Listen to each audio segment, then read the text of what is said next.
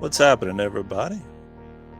Welcome to Fringe Toast Live, or Fresh Fringe. I don't think I've really settled on a name yet. So Rachel is with me, but I don't think we can hear her. No, can't hear you.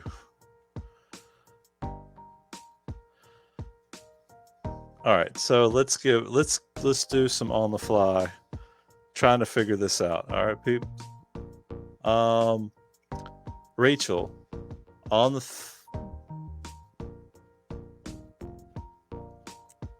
All right, we're just gonna play the intro and keep rolling as if everything's fine.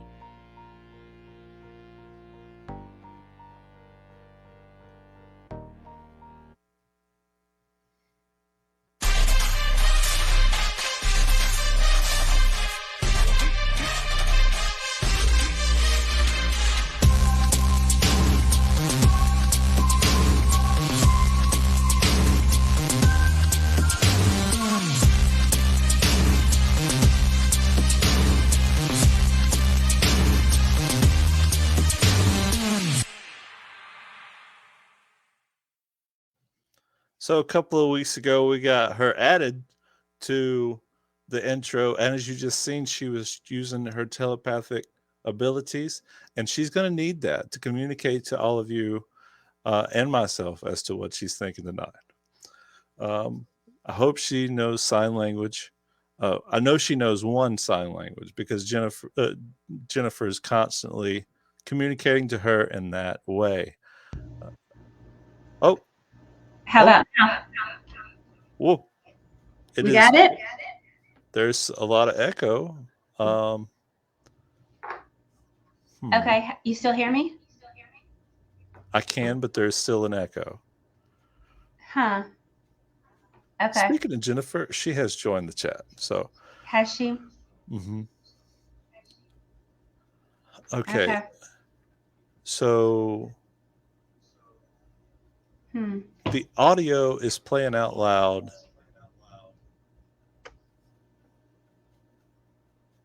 How about now? How about now? Can you hear me now? Yes. Yes. Okay. It's All fixed.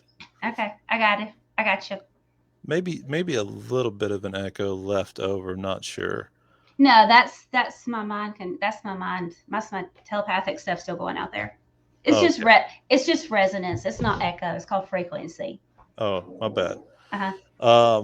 So speaking of frequencies and resonance, tonight we're going to be talking about Frank Sumption, the life and legacy of Frank Sumption.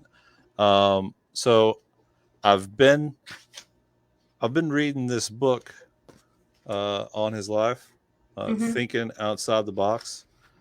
It's freaking fantastic, and it's all a story. Well, I mean, it's his life story. It's not. What is it? Is it an autobiography when someone else writes about someone else? Or it's a biography whenever they write it. No, autobiography is whenever they write the story about themselves. Just a regular biography is whenever one's written about them. This is a biography. His wife had input. His two friends also helped write it after his passing in 2014. And I'm only halfway through, folks. I'm only halfway through. But I've already got to the point to where he has gone on to another world, another place, so to speak.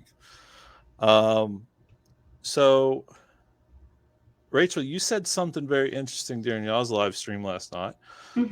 Speaking of which, if you're watching this, tune in to Metaphysical Roundtable Thursday nights at 8 p.m. on the Spirit Realm Network or on Facebook or YouTube. Anyway, you had said that you wanted to try channeling Frank Sumption and to answer some of my questions. To do you want to do that, or do you just want to learn about the guy? Um, I don't know. I haven't read anything about him, so I'm not tainted with any information. But also don't want to. I still want to be on your show tonight, so Right. we can still do it. Maybe I mean you can still know about somebody and channel somebody. That's not the thing. It's just I like whenever I have the water isn't muddy. I don't have any ideas whatsoever, and then just the information I get is what it is. I know that it's really that and not something I read or heard you say. Right. There's a certain amount of Mm-hmm. credibility to those who are bystanders, and also to yourself. Mm-hmm. So I understand that, but I didn't want to go into great detail um, about some of this stuff if you were going to attempt that. But we could talk about the fact that, okay, so Frank was born in 1953, November 5th, Mm-hmm. 1953, and he passed in August 16th of 2014. He spent the majority of his life in the Colorado area. But that said, he spent a lot of his childhood just scattered throughout the United States. His dad worked for a he was an air he was an aerospace mechanic, so he worked for Boeing. He worked for all those companies, and Lockheed Martin. Um, so they traveled all over the place. Wherever he could find work, he was going. Wherever paid the best, because he was one of like 6 kids, as many people were in the 1950s and beyond. Um, but he spent a lot of his childhood thinking about the things outside of our world and and thinking about our experiences here on planet Earth, and then thinking about uh, life outside of the Earth and what's beyond the stars and whatnot. A lot of that kind of mindset was pretty popular at the time. At that Mm-hmm. time, film and movies were kind of making their debut in the sight of humanity, and they chose a lot of science fiction at the time. Um, him and my dad are only he's 6 years older than my dad, so and dad was a huge fan, and a lot of my aunts and uncles huge fans of sci-fi flicks and uh, War of the Worlds, and the Blob, and things of that nature. So for his mindset to be in that place seems pretty standard to me. However, to see that translate into his later life and a pursuit of what he wanted to pursue was I found very moving. They When he turned 18 in 1971, he joined the army and served in Vietnam. And he, at the same time, he he married his sweetheart Norma, and they had several kids together. I think 3 boys in total, and most of his family is still around. But there was something that happened, and I want you to see if you can tell me what happened. Okay. Like there was something that happened in the family that this happened in 1989. I can give you that. Are you? So you want me to channel him now? Well, I don't know. If you don't want to do it, you don't have Yeah. No. to. Um. Uh. Let me think about that because the gentleman who was here yesterday, Uh huh. is still kind of bebopping around. And he was up front earlier, so I don't know if I want to open myself with me being the only one here Okay. like All right. that. I kind of thought we was going to do it like next Friday. Okay, we could. Yeah, We could. but I We could. mean, but if I hear something, then I'll still say it. Not to change the subject, but I do think it's fascinating that his father worked for Boeing or any type of aeronautics like that, because, like you said, it was that era where we were going to the moon. I was all these new things, so I'm wondering if that, like, fueled this child being at home, listening to all these stories about his dad, maybe talking about airplanes or just the aeronomics of the things. And then that makes me wonder, well, he's already got like an engineer mentality, probably from his family. And also at the same time is when things were still basic, where you could still take a crystal and a like a backfeed thing and a condenser and still pick up radio frequencies. So it was still that mentality of things being super, super easy, not having to add more to it like where we are now. Absolutely. Mhm. A lot of good points there. Um, the fact that a lot of good points. Why are you laughing? Because I was struggling putting my points together. No, there was really some really good points. The Mhm. fact that, yeah, probably an engineering mentality was almost DNA centered, like it was Mhm. almost in his blood to get into that kind of work and to design things. He was a craftsman at heart too, Mhm. because as he got older and after he retired from the military, and he eventually got to come home to America, and they settled down in Littleton, Colorado. Um, he started making all kinds of things. Like he made flutes, instruments, things like that. He loved to Mhm. make ships and bottles. And I don't know if you're familiar, but that's very tedious work. Mhm. Like, instruments are tedious, but like putting a ship together inside of a bottle is a difficult task. So it takes some concentration, some time, and some effort.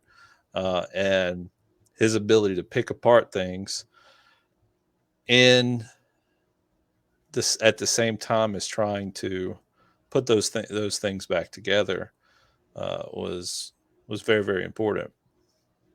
Um, I also would like to touch on the fact that he was such a nice person. He gave all of these boxes that he built, he gave them away. He also published schematics for all of these. There's like 4 or 5 that can be found at itcvoices.org.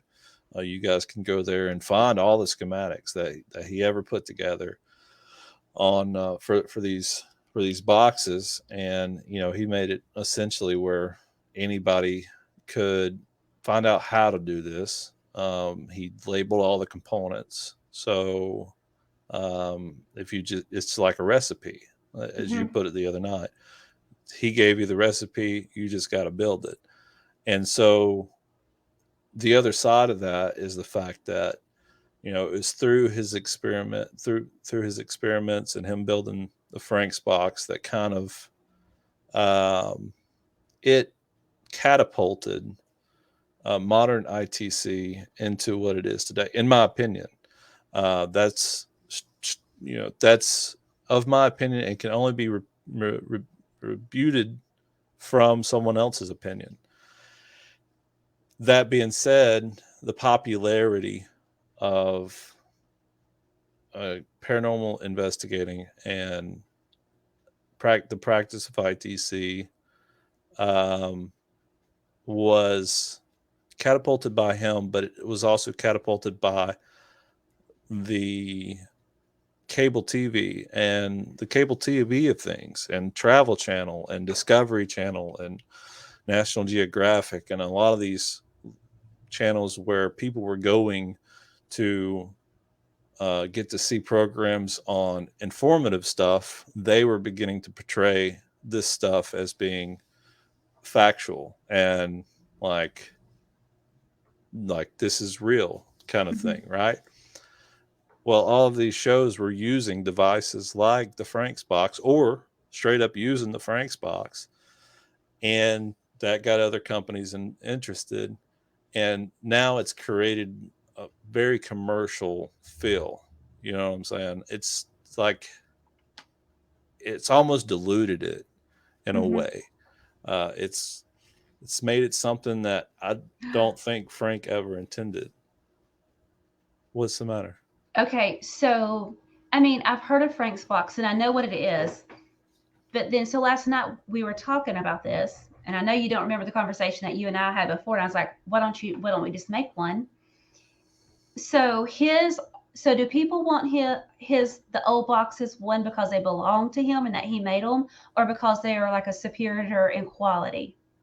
Well, there's some people that do believe that his particular boxes hold some metaphysical property to it that's greater than what can be purchased at a store. Also, the authenticity of it, and the artisanry Right. around it is prestigious as well. So I think that's why they're sought after for the most part. Some of the designs that like I was mentioning earlier that he made instruments. Hmm. What one of the things that he did on most of his instruments was he used a lot of almost Native American inspired um, uh, Native American inspired artwork on his instruments. And if you look at some of the pictures of his Frank's boxes, um, they also have some art on there that kind of has a Native American flavor to it. If Hmm. in my opinion, not that I'm an expert or anything, I'm just recalling it's and comparing it to what I've seen. Yeah. So um, that kind of artisanry is beautiful, and I think people there are some people out there that genuinely respect what the man did, and then there are some people that are only seeking after these because of the resale value. In the book, it talks about the fact that he uh, he gave like somebody who he thought to be his friend one of these boxes, and they turned around and immediately put it on eBay and sold it for $3,500. What at the same time, he was struggling. This was in the latter part of his life, towards 2014, whenever his health was kind of declining. They had a huge fire around that time in Colorado, and the fire got pretty close to his family's home.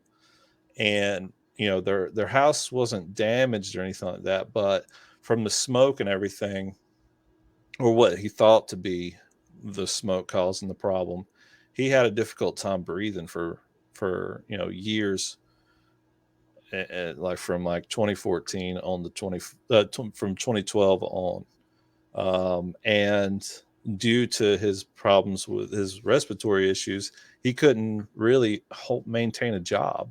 So he's having a difficult time, kind of making ends meet and whatnot. And at the same time that was going on, these people were taking his work and flipping it. Um, he was doing this out of the grace of his heart. Uh, Exactly. That's the point I was going to say. uh, Because last night and I was saying, well, what's the difference between you creating a box and him creating his box? There has to be some sort of a magic, that he puts in it, whether it is his energy or just knowing of this is the right component or this or that. There's got to be something that he is adding energetic wise, but not intentionally adding, but there's got to be something. And then it came to me a minute ago because he was doing this out of love. So anytime you do anything out of love, that heart resonance is way, way much higher than your brain frequency. And I think that it was that. And just like what you had said, he was giving these things to people because they thought they're going to find the same comfort maybe that I did and not sell it on eBay. So these were gifts of the heart. It wasn't for commercial reasons. Right. He like it. It's a grassroots at its finest. Like, here is a gift. You know, it, and you know, when you're doing stuff like that, you're not doing it to receive anything in turn. You're not doing it to you know, it's not like a scratch your back out, you scratch my back and I'll scratch yours kind of thing. It's just, hey, here you go, for a free gift. You take it if you want it. And to see people, you know, taking advantage of that was, well, to hear about it anyway, or to read about it. Since we kind of glossed over that a while ago when I was trying to talk to you about what happened in 1989. So he was already interested in this kind of thing prior to this happening, but unfortunately, Frank Jr., his middle child, was murdered by a man in 1989. He, you know, I don't know if it was drug induced. They really don't know. The guy, there was a domestic dispute next door. His older brother and his older brother's girlfriend went next door to the neighbor's house, not realizing that there had been a domestic dispute hours before. And they were sitting there at their neighbor's house waiting for her to show up. I guess they were friends and they hung out after she got off of work every day. So they just, you know, were just kind of hanging out watching TV. And the lady's boyfriend shows up, finds them there, but he had come back with a shotgun and a rifle, and from the domestic dispute. The police had let him go, and then he comes back and opens the door and finds these kids. Well, he does some very horrible things to these kids, but in the middle of that, Frank Jr. had come over there because it was time for dinner to start. He had went over there to get his brother and say, hey, you know, it's time for you to come home. It's time to eat. Well, he walks at the door, and the guy with the gun didn't even think twice. He pointed and shot. And that was the end of his life, unfortunately. Then he went on to kidnap his brother and his brother's girlfriend. Then they drove off. He dropped his brother off in like on the side of a road, and had him stripped down. And then he took his brother's girlfriend onto the next town, where he stole a pickup truck and drove off. And where the truck had been, what was that? In my store? Uh-huh. I don't know, Bobby.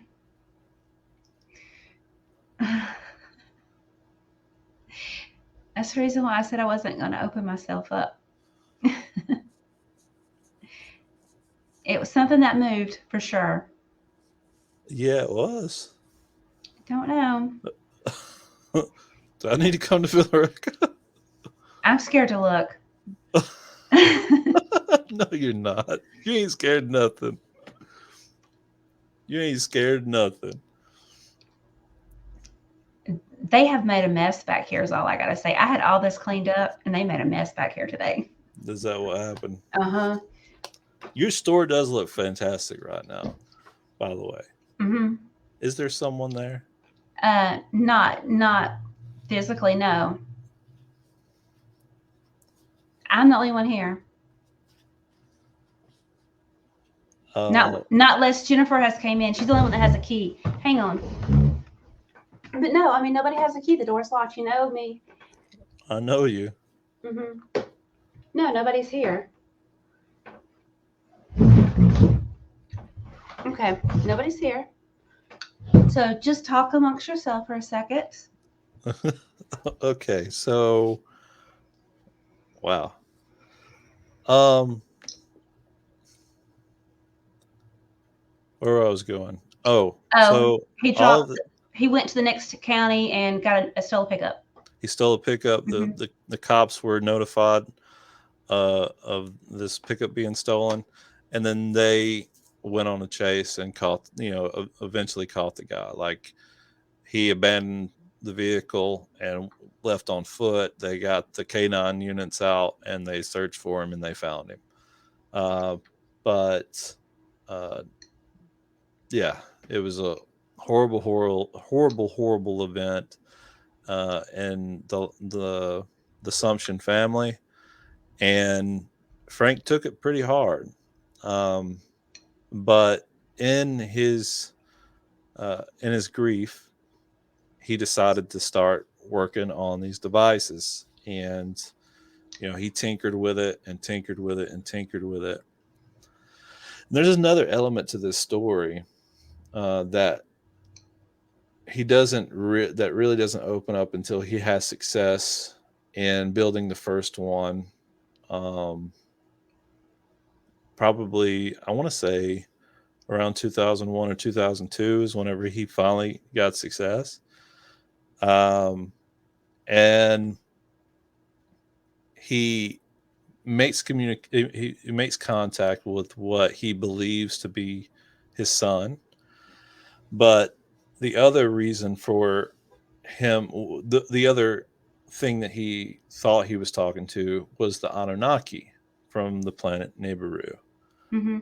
And he had several communications with them where they were referring to him as their purple princess, in that he was this reincarnated, um, majestic being, and that they wanted him to come home and wanted him back, and they were very happy to find him. But, and I know that might sound ridiculous, but Hmm. I I believe this man experienced something. Another Oh, thing is, like, his method of using his Frank's box was not like what you see on these paranormal shows and whatnot, where there's a call hmm. and response kind of thing going on. His original idea was to just put the device on play and let Hmm. it scan, not necessarily, hey, will you say my name if you're real? Right. How long have you been dead? Right. How long Um, you been dead? Well, whenever you were saying that, they're like, "Hey, we finally, were able to reach you." That sounds a little like really. However, when you think about this, and I only think that sounds a little, just because if they are alien form, I believe that they wouldn't have to use a box to communicate with you because there are other ways. However, that's what Frank was doing. He was looking for communication. So when they were able to come through the box, it was validation. That's that is perhaps where they thought the communication would come through. The Purple Princess thing, I don't know about, but who knows? You know, right. who We'd be knows? we're arrogant Right. if we think we understand everything about the Exact. Yeah. universe. Mm-hmm. Um, but the other element to that was the fact that, him making a successful contact, or making a successful box, was partially due to a dream that he had. Um, he was in deep sleep, and his wife reported that, like, he just popped up out of nowhere, like at 3 o'clock in the morning, and went downstairs and started writing. And she said that he did this for hours, and she just sat and watched him. And eventually, as they sat there, the sun came up, and he came out of it. Like he came out of this trance that he was in when he was working. And they sat and talked about, what he experienced, and there it was. It was the answer. It was the answer that he'd been looking for, because originally he got inspired by a magazine article that he had found, where it was like someone had almost published a schematic for this thing, but it didn't work. So even for just it being like a standard radio, it didn't work. So there's a missing component. He tried to contact the magazine and let them know, or ask them, like, what's the missing puzzle piece here, because there definitely is one. Mm-hmm. He didn't receive any response. And after he made his discovery, he wrote him again to let him know, hey, I found the puzzle piece. It's been 12 years, but I found the piece that you left out of that article. And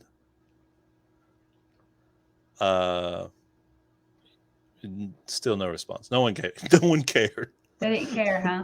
No one cared. It was pretty ridiculous. Like, but yeah, just I'm only halfway through when we've already reached 2014 in the timeline, and I'm very excited about where it's going to go. Maybe next week is going to be like giving you the rest of it, because I read half of it in a given day. So I'll probably read the other half in another day. But I'm really, really excited to dive into it. I don't know. Like, I don't know why. It's a tearjerker for sure. You folks will enjoy it if you decide to get it. It's on Amazon. I wish I had a link I could share with you, but I am going to take this opportunity to drop the link to the schematics. Yes. Perfect. Well, for one. Yeah, one of the 5 that are Okay. published. I'm going to post that in the chat right now. Because my friend that works with the university, she was here a few minutes ago, and I was like, "Oh, I got to go do this podcast with Bobby. We're talking about this tonight." And then I was like, "Hey," because she said I want one, and I was like, "Well, just watch it, and you can get the schematic." And I said, "Let's make it," because I have a belief that she is an alien. Oh, really? Yeah, and I mean, she has the same belief also, but she has alien-like tendencies. I won't say she's an alien. And she goes, yeah. She said we've used a lot of them with research, or we've used it a lot with research at the university. Well, that's cool to find out. So we'll get her involved, because the missing component, like how I was trying to figure out what the missing component is to make the Frank box extra better, because I do believe there's stuff that makes it extra better. Maybe it has to be that somebody has to have alien-like tendencies to put it together. Okay. All right. And I believe that wholeheartedly. That is not me being funny or facetious. That is something that I have a belief that there's something there. Okay. All right. Well, let's get her involved. I'll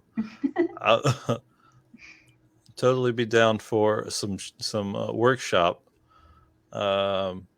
stuff. I've done that before. Whenever I built my photoelectric spirit sensor. If you guys are interested in looking at that, the video is available on our YouTube channel, so go check that out at a later date. But yeah, I love workshop videos and how-to videos. So if I'd love to document the process of us we will have success. I'm not the type of person that is, if we start this, I'm going to allow it to just die off. Right. If we begin it, it will be finished. Is that directed towards me? No. Allegedly? I didn't say that. Well, I was just thinking you Do might you be feel able. guilty? Yeah, I feel like you're calling somebody out I'm in not. sign language. Um, no, but I was just thinking you can bring your other thing, the photo sensor you had up here, where evidently nobody was able to set it off. I have a feeling that somebody might be able to set it off now. Oh yeah. Yeah. Okay. I'll have to build another one because I gave the original to Fox Family Paranormal.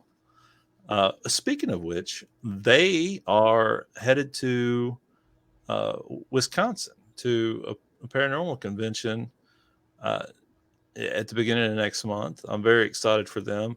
I'll be doing a video about that convention uh, next week sometime, and whenever they return, I will be having them on the show Hmm.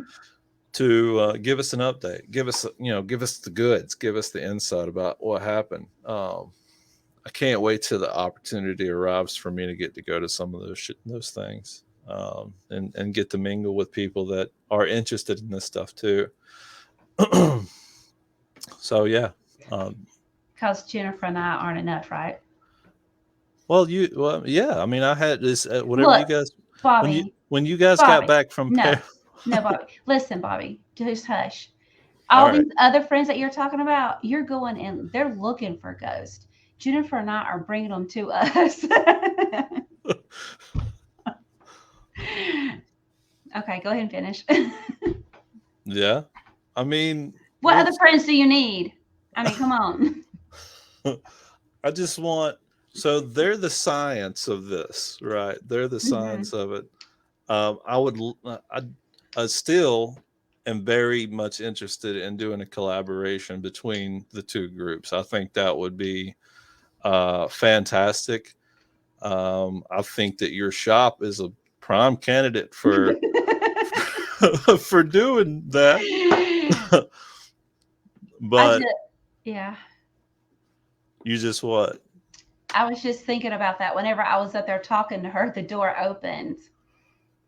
And I was like, it's just the wind blowing, Rachel. It's just the wind blowing. It's just the wind blowing, Rachel. And so now I was like, You don't think it's the wind blowing, Rachel? no, we're going to have a little talk. Yeah. I mean, you're better equipped to like. I would. Well, I don't know. I've never been with them when they had to be like, "You shall get out of this place and you must leave. This is no longer your domain."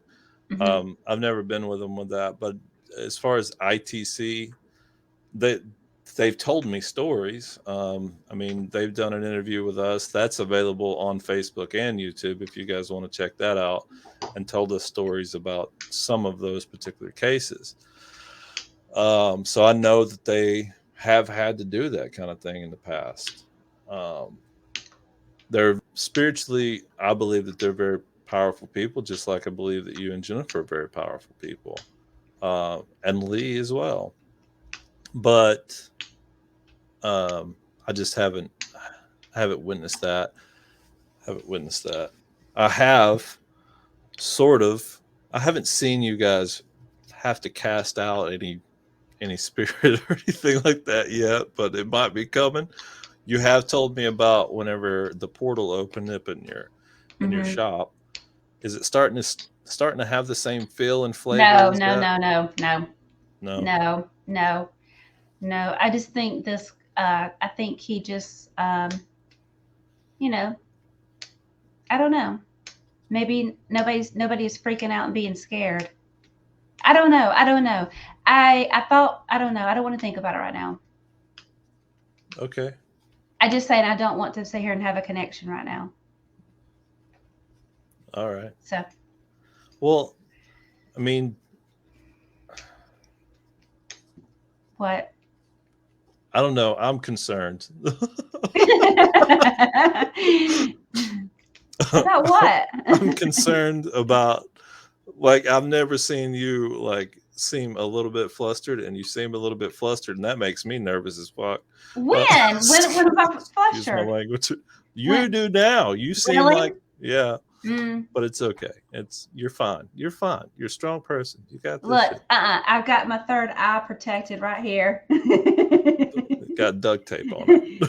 Yeah, I got a golden bright white light, or some people call it shine, but it's really golden white light protection right here on my third eye. See, I'm protected.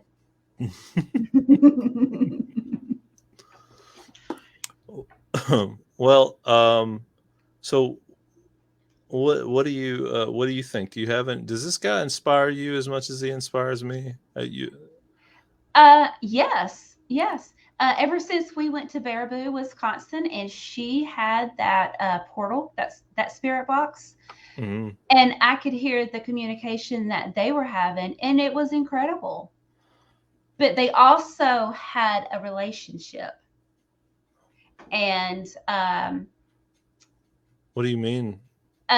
okay, so he was a ghost that had been there for a while, and this was she had already had a relationship, kind of like what we do with Charlie Brown.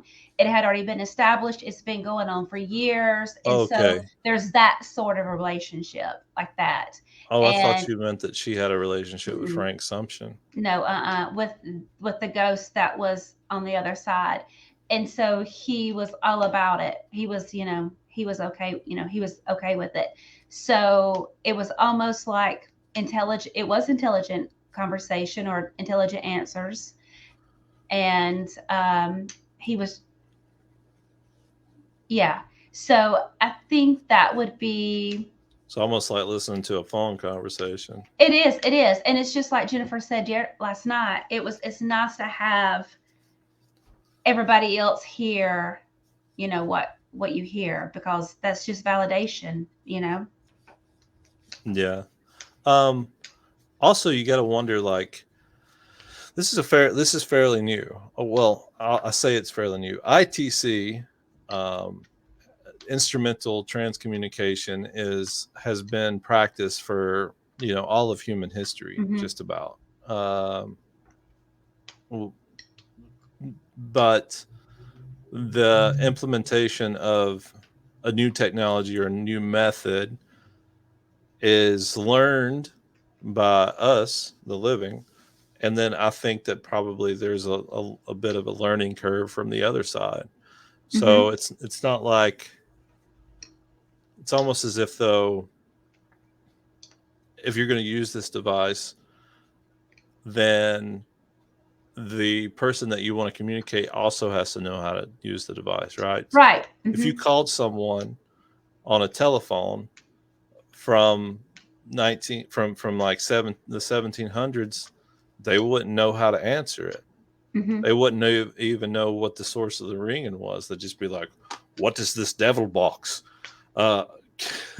Get this hints out of here." Right.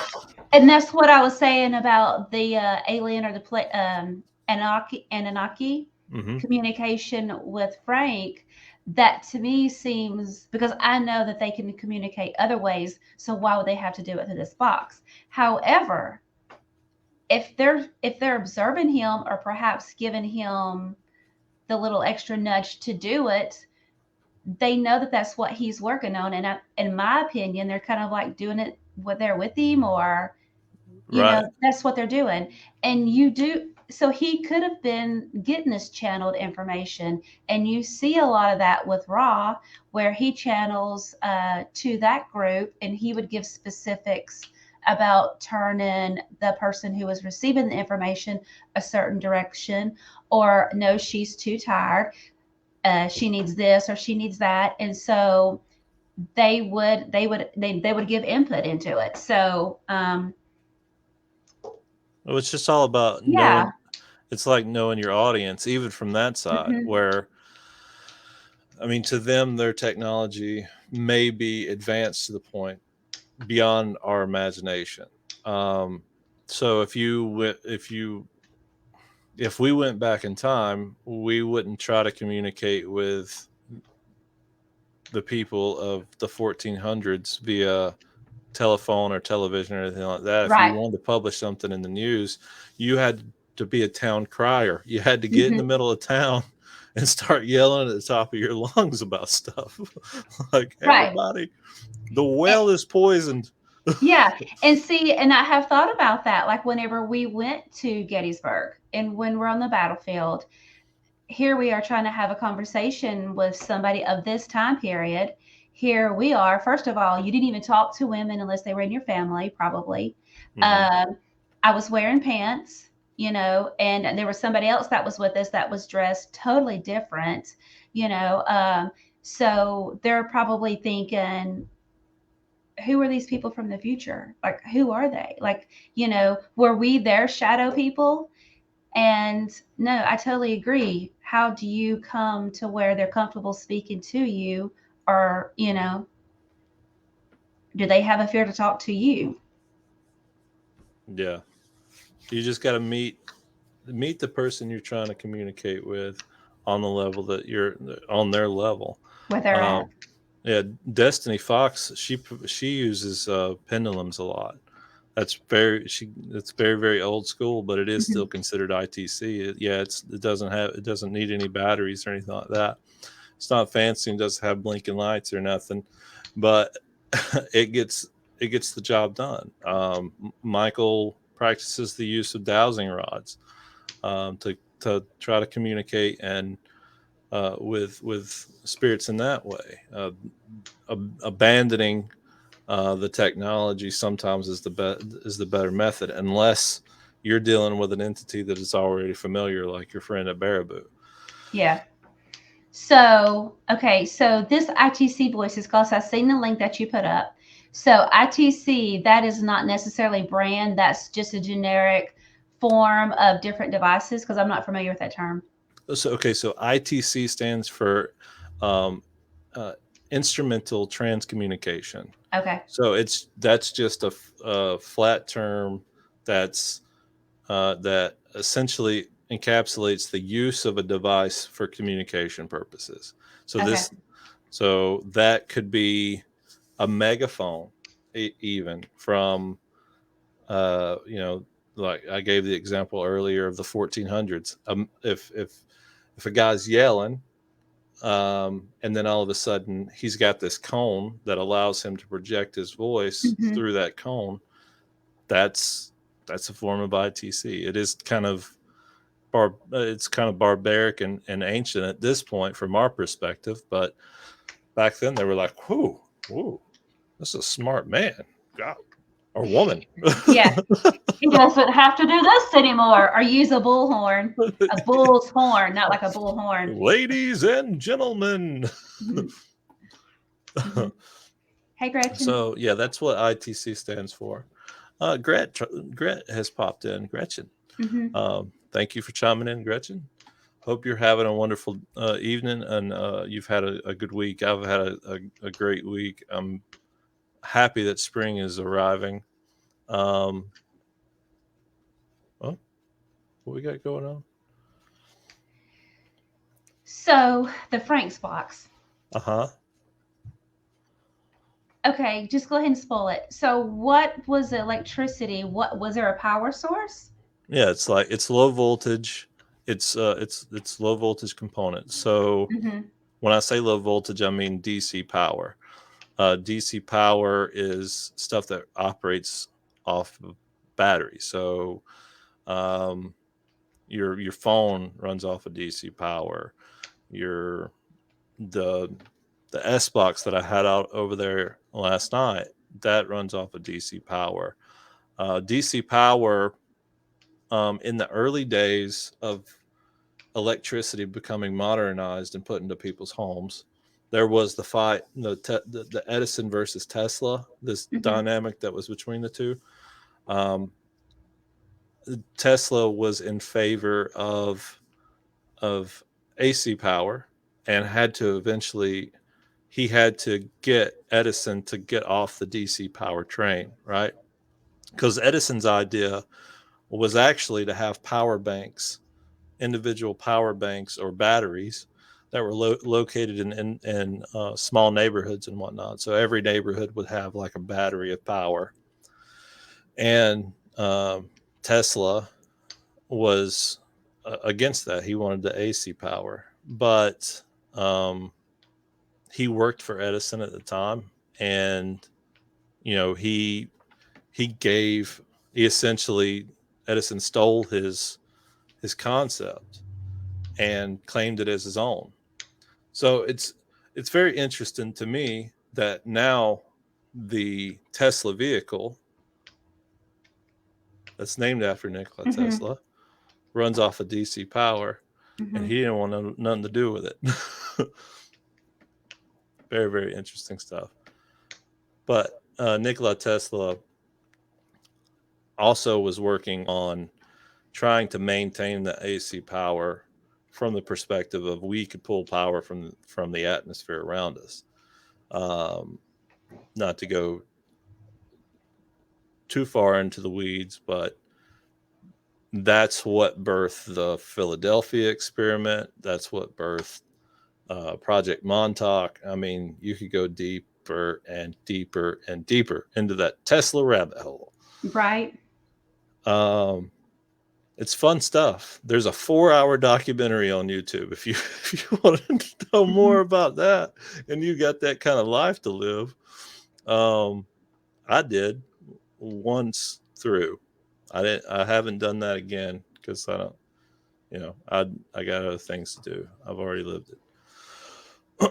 But that's that's all I have tonight. I'm sure by next week I'm gonna have way more to talk about, because just the beginning of the next chapter is Land of the Purple Princess is the title of the chapter. So um, I'll be diving deeper. I'm pretty sure there may be some revelations to come, because we're only halfway through. There's no way they filled it with gobbledygook. Right. And I'm very curious to see the what is behind that, the Purple Princess. I'm I think there's more to it. Yeah. And we may never find out. Maybe there's some revelation here. Maybe he wrote down something that would give us some context for this besides just the mention of it. Mm-hmm. He's got there's I mean, the man lived to 2014. That was relatively modern times. Uh, so there's lots of videos online where you can see him speak. Lots of interviews where he kind of explains this. Oh, one thing that he did, he also liked to practice. Are you familiar with pyramid power? Like Yes. a copper, putting a Mm-hmm. copper pyramid over you to Mm-hmm. kind of reach balance. So Mm-hmm. he practiced that. He was a firm believer in it, and he in his workshop where he was working on all this stuff, he kept a copper pyramid above him to try to keep him grounded and to keep him balanced, if you will. Um, Lee's got one of those at her house. I've seen it whenever we were over there doing the investigation. Mm-hmm. Hmm. Um, yeah. So he did believe in. I don't know. He Is was that metaphysical? Is he that he metaphysical? not when you okay, no, it's not necessarily. Not whenever you're coming from an engineering whenever you have a love for engineering, when you have a love for this, because they already know how electricity works. Mm-hmm. Okay. And see, we're just now, or I mean, it's been going on for a while, but finally we have physicists that can talk about quantum physics. Look, it's proven. Like, they've been studying this forever, talking about it over here, and we're talking about it as a healing energy or as a ghost. So it's the same, just different labels. Same. Yeah, same thing but different. So yeah, I could only imagine the things that he was experimenting with. I have like there's a gentleman where I get a lot of my ambulance from, Mm-hmm. and that's what he was. He was, you know, somebody that has an engineer background or just loves to tinker and like what you're talking about. Yes. And so he spins the water to get that at a certain thing. And then he does things with silver. He does things with shapes. So no, I definitely think that there are a lot of engineers who have these thoughts and ideas and are maybe kind of afraid to present it because it seems like it's metaphysical or new age when it's not really. Yeah. I think Mhm, that you're probably I think that there's some truth to that, but I also mhm, think that the barriers are coming down a little bit. I mhm, think that as we progress over the next 4 or 5 years, we're going to see some huge advancements in the world of ITC and in the world of connecting that bridge between uh, what's referred to as popular science mhm. and metaphysical, the metaphysical. Well, So well, we have people like Travis Taylor, who's the rocket scientist, um, who is coming out, and he's a huge, he's like he works for NASA. He's actually a rocket scientist, and he is coming on these shows like on the Travel Channel, Discovery Channel. Like he was one that was on the Skinwalker Ranch, and he was using some of the theories on both sides. So I think it's once they do that, I guess it gives a little bit more accreditation to maybe some non-believers, and they'll start looking into it. yes, So, um, I don't know if they're. I understand that they're going to do the next season of Skinwalker Ranch, but mhm, that particular gentleman that you're talking about, I believe after the show, he has experienced uh, a lot of issues in his health mhm, since then. Um, he, he never prior to doing that show, he never had any issues sleeping at all, and mhm. now he does. Now, whether or not there's some physical reason for that, or if there's something that's actually like haunting this person, I don't know. Huh. But Well, I know that he was a big Tesla fan. He did a lot of things with Tesla, and finding out, looking for his lost work, his, I guess, lost notebooks, and some information that's missing. So he did a lot of Tesla research. yeah, which was stolen by Trump's uncle, which that's been covered to the moon and back.